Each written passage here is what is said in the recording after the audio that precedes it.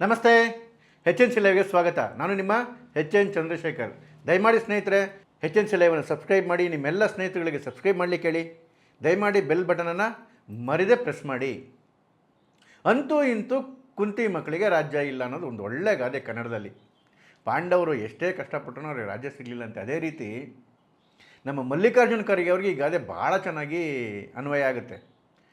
ಅವ್ರು ಪಟ್ಟಿರೋ ಶ್ರಮಕ್ಕೆ, ಕಾಂಗ್ರೆಸ್ ಬಗ್ಗೆ ಅವ್ರಿಗಿರ್ತಕ್ಕಂಥ ನಿಯತ್ತಿಗೆ, ಅವರ ಹೋರಾಟಕ್ಕೆ ಯಾವತ್ತೂ ಮುಖ್ಯಮಂತ್ರಿ ಆಗಿರಬೇಕಾಗಿತ್ತು. ಇನ್ನೊಂದು ಕಡೆ ನೋಡಿಕೊಂಡ್ರೆ ಸಿದ್ದರಾಮಯ್ಯನವರು ಬರಬೇಕಾದ್ರೆ ಅದೃಷ್ಟದ ರೇಖೆಯನ್ನು ಕೆತ್ತಿಸ್ಕೊಂಡು ಬಂದುಬಿಟ್ಟಿದ್ದಾರೆ. ಯಾಕೆಂತೇಳಿದ್ರೆ ಯಾರ್ಯಾರು ಇವ್ರ ವಿರೋಧಿಗಳು ಮುಖ್ಯಮಂತ್ರಿ ಸ್ಥಾನಕ್ಕೆ ನಿಜವಾಗ್ಲೂ ದಾವೇದಾರರಾಗಬೇಕಾಗಿತ್ತು, ಅವರು ಅಂಥ ಸಂದರ್ಭದಲ್ಲಿ ಅವರವರೇ ಗುಂಡಿಗಳು ತಕ್ಕೊಂಡು ಬೀಳ್ತಾರೆ. ಅದು ಖರ್ಗೆ ಅವರಿರ್ಬೋದು, ಅಥವಾ ದುರದೃಷ್ಟದಿಂದ ಪರಮೇಶ್ವರ್ ಇರ್ಬೋದು, ಅಥವಾ ಡಿ ಕೆ ಶಿವಕುಮಾರ್ ಅವರು ಇರ್ಬೋದು. ನೋಡಿ, ಈಗ್ಯಾಕೆ ಆ ವಿಚಾರ ಅಂತ ಹೇಳಿದ್ರೆ, ಅನ್ವರ್ ಮಾಣಿಪ್ಪಾಡಿ ವರದಿ ವಿಚಾರ ಭಾಳ ದೊಡ್ಡ ಸದ್ದು ಮಾಡ್ತಾ ಇದೆ ರಾಜ್ಯದಲ್ಲಿ, ವಕ್ಫ್ ಭೂ ಕಬಳಿಕೆ ವಿಚಾರದಲ್ಲಿ. ನೋಡಿ, ವಕ್ಫ್ ಅಂತಂದು ಕನ್ನಡದ ಎಂಥ ಕರ್ಮಕಾಂಡ ಅಂತ ಹೇಳಿದ್ರೆ, ನಮ್ಮ ಬಡ ರೈತರ ಜಮೀನುಗಳನ್ನ, ನಮ್ಮ ದೇವಸ್ಥಾನಗಳನ್ನ, ನಮ್ಮ ಶಾಲೆಗಳನ್ನ, ಗೋಮಾಳಗಳನ್ನ ಸಿಕ್ಕದಂಗೆನೇ ವಕ್ಫವರು ಕಬಳಿಸ್ತಾ ಇದ್ದಾರೆ. ಆ ಕಬಳಿಕೆ ಮಾಡ್ಕೊಂಡಿರೋ ಜಾಗಗಳನ್ನು ಈ ಕಾಂಗ್ರೆಸ್ ಲೀಡರ್ಗಳು ಮತ್ತು ಒಂದಷ್ಟು ವಕ್ಫ್ ನಾಯಕರುಗಳು ಅವ್ರು ಕಬಳಿಸ್ಕೊಂಡು ಸ್ವಂತಕ್ಕೆ ಉಪಯೋಗಿಸ್ಕೊತಾ ಇದ್ದಾರೆ. ಅರ್ಥ ಏನು? ನಮ್ಮ ಬಡ ರೈತರ ಜಮೀನುಗಳನ್ನು, ದೇವಸ್ಥಾನದ ಜಮೀನುಗಳನ್ನ ಈ ಕಾಂಗ್ರೆಸ್ ಲೀಡರ್ಗಳು, ವಕ್ಫ್ ಲೀಡರ್ಗಳು ಕಬಳಿಸ್ಕೊಂಡು ತಿಂತಾ ಇದ್ದಾರೆ. ಅದನ್ನೇ ಅನ್ವರ್ ಮಾಣಿಪ್ಪಾಡಿ ವರದಿ ಮಾಡಿದ್ದು. 2012ರಲ್ಲಿ ಅನ್ವರ್ ಮಾಣಿಪ್ಪಾಡಿ ಅವರು ಒಂದು ಡಿಟೈಲ್ಡ್ ವರದಿಯನ್ನು ತಯಾರು ಮಾಡಿ, ಜಿಲ್ಲಾ ಮಟ್ಟದಲ್ಲಿ, ತಾಲ್ಲೂಕು ಮಟ್ಟದಲ್ಲೆಲ್ಲ ಹೋಗಿ ಅಧ್ಯಯನ ಮಾಡಿ ಡಿಟೈಲ್ಡ್ ರಿಪೋರ್ಟನ್ನು ಆವತ್ತಿನ ಸದಾನಂದ ಗೌಡರ ಸರ್ಕಾರದಲ್ಲಿ ಸದಾನಂದ ಗೌಡರಿಗೆ ಸಲ್ಲಿಕೆ ಮಾಡಿದ್ರು. ಸದಾನಂದ ಗೌಡರು ಆ ವರದಿಯ ಮಾನ್ಯತೆಗೋಸ್ಕರ ಅದನ್ನು ಲೋಕಾಯುಕ್ತರಿಗೆ ತನಿಖೆ ಮಾಡಲಿಕ್ಕೆ ಹೇಳಿದ್ರು. ಆಗ ಲೋಕಾಯುಕ್ತರಿಲ್ಲ, ಉಪಲೋಕಾಯುಕ್ತರು ಜಸ್ಟಿಸ್ ಆನಂದ್ ಅವರು ಅದನ್ನು ತನಿಖೆ ಶುರು ಮಾಡಿದ್ರು. ಅದಾದಮೇಲೆ ಜಗದೀಶ್ ಶೆಟ್ಟರ್ ಸರ್ಕಾರ ಬಂತು. ಜಗದೀಶ್ ಶೆಟ್ಟರ್ ಸರ್ಕಾರದಲ್ಲಿ ಇದನ್ನು ಅಧಿವೇಶನದಲ್ಲಿ ಮಂಡನೆ ಮಾಡೋಕೆ ಹೋಗ್ಬೇಕಾದ್ರೆ ಕಾಂಗ್ರೆಸ್ ಅವರು ಇಚ್ಛಾಪಟ್ಟೆ ಕಿರ್ಚಾಡ್ಬಿಟ್ಟಿದ್ದಕ್ಕೆ ಕಾನೂನಿನ ಮಾನ್ಯತೆ ಇಲ್ಲ ಅಂತೇಳಿ. ಅದಾದಮೇಲೆ ಇನ್ನೇನು ಚುನಾವಣೆ ಇನ್ನೊಂದು 3 ತಿಂಗಳಿರೋ ಸಂದರ್ಭದಲ್ಲಿ ಇದಕ್ಕೆ ಕ್ಯಾಬಿನೆಟ್ನ ಮಾನ್ಯತೆ ಕೂಡ ಸಿಕ್ತು, ಕ್ಯಾಬಿನೆಟಲ್ಲಿ ಅಪ್ರೂವ್ ಆಯಿತು. ಆದರೆ ದುರದೃಷ್ಟವಶಾತ್ ಚುನಾವಣೆಯಲ್ಲಿ BJP ಸೋಲ್ತು, ಕಾಂಗ್ರೆಸ್ ಸರ್ಕಾರ ಬಂತು. ಕಾಂಗ್ರೆಸ್ ಸರ್ಕಾರ ಬಂದ ಮೇಲೆ ಇದು ಅನುಷ್ಠಾನಕ್ಕೆ ಬರಲಿಲ್ಲ. 2016ರಲ್ಲಿ ಉಪಲೋಕಾಯುಕ್ತರು ವರದಿಯನ್ನು ಕೊಟ್ಟರು.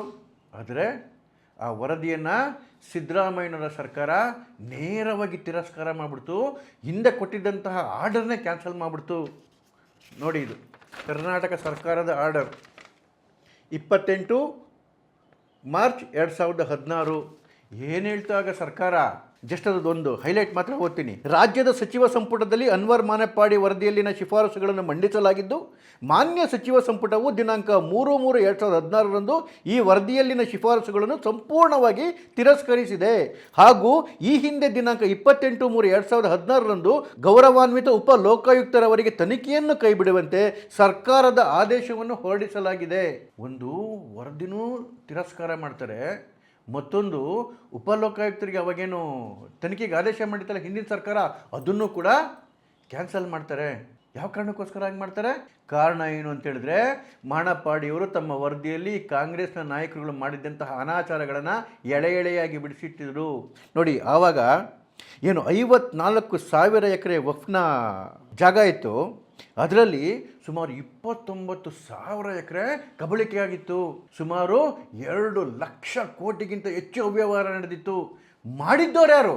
ಆಗ ಕೇಂದ್ರ ಸಚಿವರಾಗಿದ್ದಂತಹ Rahman Khan, CM Ibrahim, Kharge, Mallikarjun Kharge, very important name, ಜ್ಞಾಪಕ ಇಟ್ಕೊಳ್ಳಿ, ಧರ್ಮಸಿಂಗ್, ಮಾಜಿ ಸಂಸದ ನರಸಿಂಗರಾವ್ ಸೂರ್ಯವಂಶಿ, ರೋಷನ್ ಬೇಗ್, NA ಹ್ಯಾರಿಸ್, ಹೀಗೆ ಎಲ್ಲ ಕಾಂಗ್ರೆಸ್ ನಾಯಕರ ಪಟ್ಟಿ ಆಚೆ ಕಡೆಗೆ ಬರ್ತಿತ್ತು. ತಾನು ಭ್ರಷ್ಟಾಚಾರ ವಿರೋಧಿ, ತಾನು ಸ್ವಚ್ಛ ಅಂತ ಹೇಳ್ತಕ್ಕಂಥ ಸಿದ್ದರಾಮಯ್ಯನವರು ಇಡೀ ವರದಿಗೆ ತಣ್ಣೀರು ಹಾಕಿದ್ರು.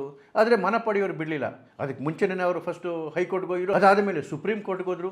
ಸುಪ್ರೀಂ ಕೋರ್ಟ್ ನಿರ್ದೇಶನ ಕೊಡ್ತು ವರದಿಯನ್ನು ಮಂಡಿಸಬೇಕು ಅಂತೇಳಿ. ಅದಾದಮೇಲೆ 2020ರಲ್ಲಿ ಯಡಿಯೂರಪ್ಪನವರ ಸರ್ಕಾರ ಇದ್ದಾಗ ಆವತ್ತಿನ ಮೈನಾರಿಟಿ ಸಚಿವರಾಗಿದ್ದಂತಹ ಶಶಿಕಲಾ ಜೊಲ್ಲೆ ಅವರು 2 ಸದನದಲ್ಲಿ ಅದನ್ನು ಮಂಡನೆ ಮಾಡಿದ್ರು.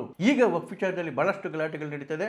ಸಿದ್ದರಾಮಯ್ಯವರು ಮೂಢ ಹಗರಣದಲ್ಲಿ, ವಾಲ್ಮೀಕಿ ಹಗರಣದಲ್ಲಿ ಸ್ವತಃ ಸಿಗಾಕೊಂಡಿದ್ದಾರೆ, ಜೈಲಿಗೆ ಹೋಗ್ತಕ್ಕಂಥ ಸಂದರ್ಭ ಬಂದಿದೆ. ಹಾಗಾಗಿ ಆ ವಿಷಯವನ್ನು ಡೈವರ್ಟ್ ಮಾಡೋದಕ್ಕೆ ವಿಜಯೇಂದ್ರ ಅವರು 150 ಕೋಟಿ ರೂಪಾಯಿ ಲಂಚ ಕೊಡ್ತೀವಿ ಮಾಣಿಪ್ಪಾಡಿಯವರಿಗೆ, ವರದಿ ಸಲ್ಲಿಸಬೇಡಿ ಅಂತ ಹೇಳಿದರು ಅಂತೇಳಿ ಸದನದಲ್ಲಿ ಸುಳ್ಳು ಹೇಳಿದ್ರು.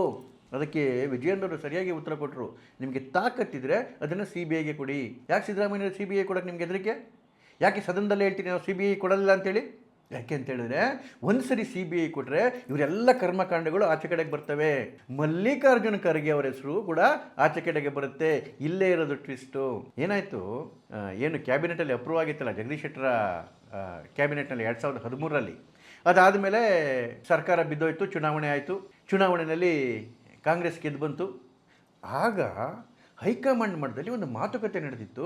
2.5 ವರ್ಷ ಸಿದ್ದರಾಮಯ್ಯವರು ಮುಖ್ಯಮಂತ್ರಿ ಆಗಬೇಕು, 2.5 ವರ್ಷ ಮಲ್ಲಿಕಾರ್ಜುನ ಖರ್ಗೆ ಅವರು ಮುಖ್ಯಮಂತ್ರಿ ಆಗಬೇಕು ಅಂತೇಳಿ. ಹೇಗೆ ಈ ರೀತಿ ಈಗ ನಡೆದಿದೆ ಅಂತ ಹೇಳ್ತಾ ಇದ್ದಲ್ಲ DK ಶಿವಕುಮಾರ್, ಆ ರೀತಿ 2013ರಲ್ಲಿ ಆಗಿತ್ತು. ಯಾವಾಗ 2 ವರ್ಷ ಪೂರ್ತಿ ಆಯಿತು, ಇನ್ನೊಂದು 6 ತಿಂಗಳು ಸಮಯದಲ್ಲಿ ಬಿಟ್ಕೊಡ್ಬೇಕು ಅಂತ ಟೈಮ್ನಲ್ಲಿ ಸಿದ್ದರಾಮಯ್ಯವರು ಮಲ್ಲಿಕಾರ್ಜುನ ಖರ್ಗೆ ಅವ್ರನ್ನ ಉಪಹಾರಕ್ಕೋಸ್ಕರ ಅವ್ರ ಮನೆಗೆ ಕರೆದ್ರು. ಉಪಹಾರಕ್ಕೆ ಒಳಗಡೆ ಹೋಗ್ಬೇಕಾದ್ರೆ ಫುಲ್ ಕಾನ್ಫಿಡೆಂಟಾಗಿ ಹೋಗಿದ್ರು ಮಲ್ಲಿಕಾರ್ಜುನ ಖರ್ಗೆ ಅವರು, ಇನ್ನೇನು 6 ತಿಂಗಳಲ್ಲೇ ನಾನು ಮುಖ್ಯಮಂತ್ರಿ ಆಗ್ಬಿಡ್ತೀನಿ ಅಂತೇಳಿ. ಆದರೆ ಆಚೆಗೆ ಬರೋಷ್ಟೊತ್ತಿಗೆ ಅವ್ರ ಟೋನೇ ಬದಲಾವಣೆ ಆಗಿತ್ತು. ಆಚೆ ಕಡೆಗೆ ಬಂದು ಹೇಳಿದ್ರು, ಇಲ್ಲ ಸಿದ್ದರಾಮಯ್ಯವರೇ ಕಂಟಿನ್ಯೂ ಆಗ್ಬಿಡ್ತಾರೆ ಅಂತೇಳಿ. ಹಾಗಾದರೆ ಒಳಗಡೆ ಏನು ನಡೀತು? ಒಳಗಡೆ ಏನು ಮಾಡಿದ್ರು, ಮುಖ್ಯಮಂತ್ರಿಗಳ ಕೈಯಲ್ಲಿ, ಸಿದ್ದರಾಮಯ್ಯರ ಕೈಯಲ್ಲಿ ಮಾನಪಾಡಿ ವರದಿ ಇತ್ತು. ಇದಾಗಲೇ ಹಿಂದಿನ ಜಗದೀಶ್ ಶೆಟ್ಟರ್ ಕ್ಯಾಬಿನೆಟಲ್ಲಿ ಅಪ್ರೂವ್ ಕೂಡ ಆಗಿತ್ತು. ಆ ವರದಿಯನ್ನು ತೋರಿಸಿದ್ರು ಮಲ್ಲಿಕಾರ್ಜುನ ಖರ್ಗೆ ಅವ್ರಿಗೆ. ಮಲ್ಲಿಕಾರ್ಜುನ ಖರ್ಗೆ ಅವರು ಎಲ್ಲೆಲ್ಲಿ ಅನಾಚಾರ ಮಾಡಿದ್ದಾರೆ, ಎಲ್ಲೆಲ್ಲಿ ವಫ್ ಜಾಗಗಳನ್ನ ಲೂಟಿ ಮಾಡಿದ್ದಾರೆ, ಅದು ಕಂಪ್ಲೀಟಾಗಿ ವಿತ್ ಎವಿಡೆನ್ಸು ವರದಿ ಇತ್ತು.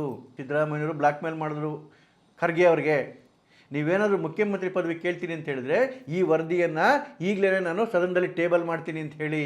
ಖರ್ಗೆ ನಿರುತ್ತರ. ಸದ್ಯ ಅವ್ರಿಗೆ ಅವ್ರನ್ನ ಉಳಿಸ್ಕೊಂಡ್ರೆ ಸಾಕಾಗಿತ್ತು. ಯಾವ CM ಪದವಿನೂ ಬೇಡ, ಏನೂ ಬೇಡ, ನನ್ನ ಭ್ರಷ್ಟಾಚಾರ ಆಚೆ ಬರ್ದಿದ್ರೆ ಸಾಕು ಅಂತೇಳಿ. ಆಯ್ತಪ್ಪ ನೀನೇ ಕಂಟಿನ್ಯೂ ಆಗ್ಬಿಡು ಅಂತೇಳಿ ಪೆಚ್ಚು ಮೋರೆ ಹಾಕ್ಕೊಂಡು ಆಚೆ ಕಡೆಗೆ ಬಂದರು. ಅದಕ್ಕೆ ಹೇಳಿದ್ದು ಸಿದ್ದರಾಮಯ್ಯ ಬರ್ಬೇಕಾದ್ರೆ ಅದೃಷ್ಟದ ಗೆರೆಯನ್ನು ಎಳ್ಕೊಂಬಂದಿದ್ದಾರೆ ಅಂತ ಹೇಳಿ. ಒಂದು ಆ ಚುನಾವಣೆ 2013 ಚುನಾವಣೆಯಲ್ಲಿ ಇವ್ರದೇ ಕೂತದಿಂದ ಪರಮೇಶ್ವರ್ ಸೋತೋಗಿದ್ರು, ಗೆದ್ದಿದ್ರೆ ಅವರು ಮುಖ್ಯಮಂತ್ರಿ ಪದವಿಗೆ ಬರ್ತಿದ್ರು. ಅವ್ರು ಸೋತೋಗಿದ್ರು, ಹಾಗಾಗಿ ಅವ್ರ ಕಾಂಪಿಟೇಷನ್ ಇರಲಿಲ್ಲ. ಖರ್ಗೆ ಕೊಡಬೇಕಿತ್ತು 2 ವರ್ಷ ಆದಮೇಲೆ. ಅರೆ ಖರ್ಗೆ ಅವರೇ ಗುಂಡಿಲಿ ತೋಡ್ಕೊಂಡು ಅವರೇ ಬಿದ್ದುಬಿಟ್ಟಿದ್ರಾಗಲೇನೆ. ನೋಡಿ ಖರ್ಗೆ ಅವ್ರ ದುರದೃಷ್ಟ ನೋಡಿ. ಆಮೇಲೆ 2018ರಲ್ಲಿ ಏನು ಕಾಂಗ್ರೆಸ್ ಮತ್ತು ಜನತಾದಳದ ಕೋalition ಗೌರ್ಮೆಂಟ್ ಆಯಿತು. ಆಗ ದೇವೇಗೌಡರು ಹೇಳಿದ್ರು ಖರ್ಗೆ ಅವರು ಮುಖ್ಯಮಂತ್ರಿ ಆಗಲಿ, ಕುಮಾರಸ್ವಾಮಿ ಬೇಡ ಅಂತೇಳಿ. ಆದರೆ ಗುಲಾಂ ನಬಿ ಆಜಾದ್ ಕಡೆಯಿಂದ, ಹೈಕಮಾಂಡಿಂದ ಯಾರ್ಯಾರ ಕೈಲಿ ಹೇಳಿಸ್ಬೇಕು ಅವ್ರ ಕೈಲೆಲ್ಲರೂ ಬತ್ತಿ ಇರಿಸಿದ್ರು ಸಿದ್ದರಾಮಯ್ಯನವರು. ಮತ್ತು ಖರ್ಗೆ ಅವರು ಮುಖ್ಯಮಂತ್ರಿ ಆಗಲೇ ಇಲ್ಲ. ಅದಾದಮೇಲೆ ಮೊನ್ನೆ ಲೋಕಸಭಾ ಚುನಾವಣೆಯಲ್ಲಿ 2024ರ ಚುನಾವಣೆಯಲ್ಲಿ ಯಾರು ಕಾಂಗ್ರೆಸ್ಸಿಂದ ಪ್ರೈಮ್ ಮಿನಿಸ್ಟರ್ ಕ್ಯಾಂಡಿಡೇಟ್ ಆಗಬೇಕು ಅಂತ ಹೇಳಿದ್ರೆ ಯಾರು ಸಿದ್ದರಾಮಯ್ಯನ ಪ್ರಶ್ನೆನೇ ಕೇಳಲಿಲ್ಲ. ಇವರೇ ವಾಲಂಟಿಯರ್ ಆಗಿಬಿಟ್ಟು ನಮ್ಮ ರಾಜ್ಯದಿಂದ PM ಕ್ಯಾಂಡಿಡೇಟ್ ಯಾರೂ ಇಲ್ಲವೇ ಇಲ್ಲ ಅಂತೇಳಿ. ಅಂದರೆ AICC ಅಧ್ಯಕ್ಷರಾಗಿದ್ದರು ಖರ್ಗೆ ಅವರು PMಗೆ ಪ್ರೈಮ್ ಮಿನಿಸ್ಟರ್ಗೆ ಕ್ಯಾಂಡಿಡೇಟ್ ಅಲ್ಲ ಅಂತೇಳಿ ಇಲ್ಲಿಂದನೇ ಅನೌನ್ಸ್ ಮಾಡಿಬಿಟ್ರು ಸಿದ್ದರಾಮಯ್ಯನವರು.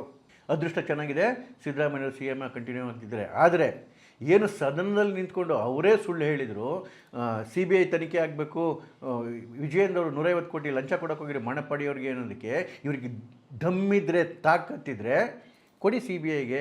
ನೀವು ಹೇಳ್ತೀರಿ ಈಗ ಮೋದಿಯವರೇ CBI ಕೊಡ್ಬೋದು ಅಂತೇಳಿ. ನೀವೇ ನಿಮ್ಮ ಸರ್ಕಾರದಿಂದ ಆಗಲಿ ರೆಸಲ್ಯೂಷನ್ ಮಾಡಿ ಕಳಿಸಿದ್ದೀರಲ್ಲ, CBI ನಮ್ಮ ಪರ್ಮಿಷನ್ ಇಲ್ದಂಗೆ ಒಳಗೆ ಬರೋಗಿಲ್ಲ ಅಂತೇಳಿ. CBIಗೆ ಸುವಮೋಟ ಕೇಸ್ ತಗೊಳಕ್ಕೆ ಆಗೋದೇ ಇಲ್ಲ.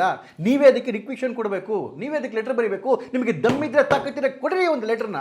CBIಗೆ ನಡೀಲಿ ಬಿಡಿ CBI ತನಿಖೆ. ಆದರೆ ಭ್ರಷ್ಟಾಚಾರ ಪ್ರಕರಣಗಳಲ್ಲಿ ಮುಳುಗಿದಿರ್ತಕ್ಕಂಥ ಸಿದ್ದರಾಮಯ್ಯನವರಿಗೆ, ಇಡೀ ತನ್ನ ಮೈಯನ್ನು ಕಪ್ಪು ಮಾಡ್ಕೊಂಡಿರ್ತಕ್ಕಂಥ ಸಿದ್ದರಾಮಯ್ಯನವರಿಗೆ ಆ ದಮ್ಮು ಇಲ್ಲ, ಆ ತಾಕತ್ತು ಇಲ್ಲ. ನಮಸ್ಕಾರ.